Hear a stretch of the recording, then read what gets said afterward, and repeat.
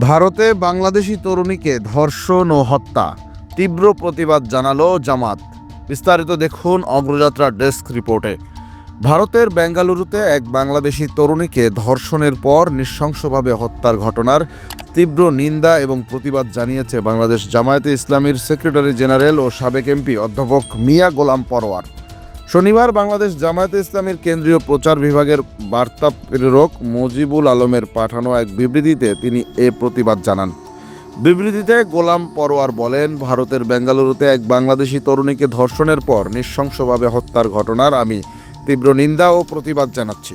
ভারতে বসবাসকারী বাংলাদেশিদের জানমালের নিরাপত্তা বিধান করা ভারত সরকারের দায়িত্ব। বাংলাদেশি তরুণীকে ধর্ষণের পর নৃশংসভাবে হত্যা করার ঘটনার মাধ্যমে ভারতে বসবাসকারী বাংলাদেশিদের নিরাপত্তা বিধানে ভারত সরকারের চরম ব্যর্থতাই প্রমাণিত হলো। এমন মানবতা বিরোধী ঘটনা জাতিসংঘ সনদেরও পরিপন্থী।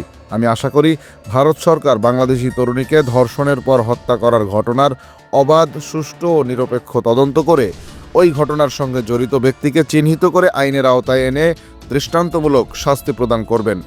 এই ঘটনার ব্যাপারে ভারত সরকারের নিকট কড়া প্রতিবাদ জানানো সহ প্রয়োজনীয় কূটনৈতিক পদক্ষেপ গ্রহণ করার জন্য আমি বাংলাদেশ সরকারের প্রতিও আহ্বান জানাচ্ছি।